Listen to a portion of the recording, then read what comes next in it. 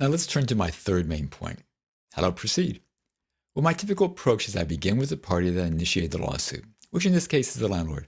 So I ask the landlord's side to begin by making a short, 5 or 10 minute or so initial statement describing the dispute from the landlord's point of view. During this time, I ask the tenant's side not to interrupt, but to hold any questions and comments that they may have until after both sides have completed their initial statements. Once the landlord's side has completed its initial statement, then I may ask them some clarifying questions and I may summarize what they all had to say. And then we'll turn to the tenant's side and go through the same process. I ask the tenant's side to make a short 5 or 10 minute or so initial statement describing the dispute from the tenant's point of view. And during this time, I'll ask the landlord's side not to interrupt, but to hold any questions and comments that they may have until after both sides have completed their initial statements. Once the tenant side has completed its initial statement, then I may ask them some clarifying questions and I might summarize what the tenant side had to say. And then we'll essentially begin a joint dialogue. Note I use the phrase dialogue, not debate. But during this time, all together in our virtual mediation room, we'll start going over the facts, see what facts you agree upon, which ones you disagree upon, identify the key issues, begin thoroughly discussing them, maybe explore some of your interests underlying them, and at some point start generating and evaluating possible options for resolving your dispute. Now, during this time, I have no problem with you all speaking directly to each other. You do not have to speak through me. This is also the time to raise any questions and comments that you may have had with respect to the other side's initial statement. I have no problem with you all asking questions directly to the other side. I do, though, have two caveats.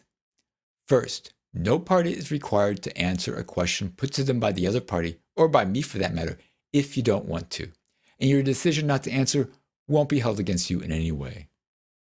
The second caveat is I do ask that during our discussions, we all maintain a modest level of civility.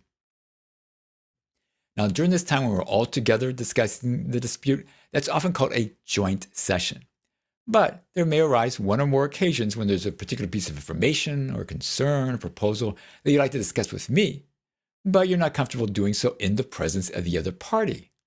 Well, in that situation, you can ask to have a private session with me. That is a meeting just between your side and me. And during this time, I'll place the other party in its breakout room where they can neither hear nor see what's going on in the private session. Nor can the folks in the private session hear or see what's going on in the other party's breakout room. Now, there's two things to keep in mind about the private sessions. First, remember those rules of confidentiality and the exceptions I earlier mentioned? Well, they still apply to the private sessions.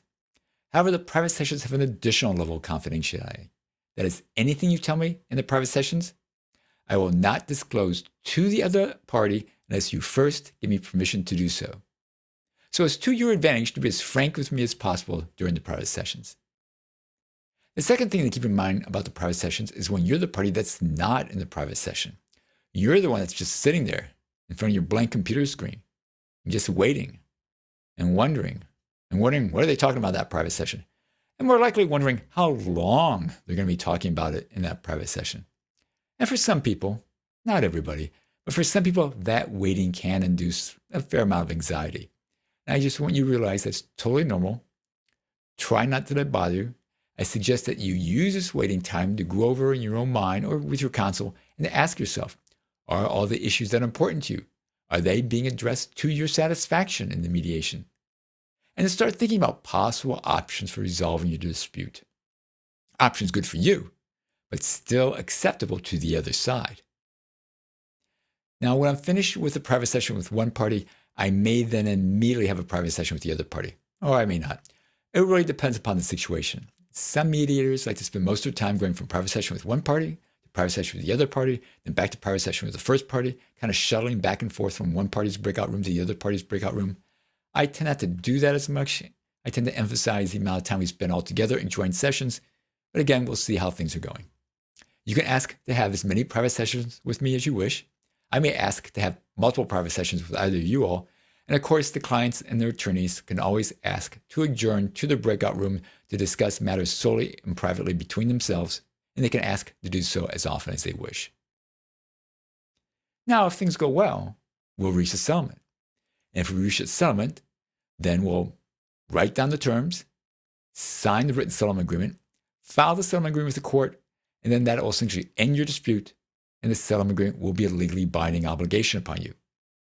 But if things are not going well, we're kind of going around in circles. We can't agree upon anything. We're all totally frustrated. Then any of you or me can simply terminate the mediation. I will then let the court know that we did not settle in mediation, and then you'll just go forward with your dispute in the ordinary course of the judicial process as if the mediation had never happened. Now let's turn to our last main point.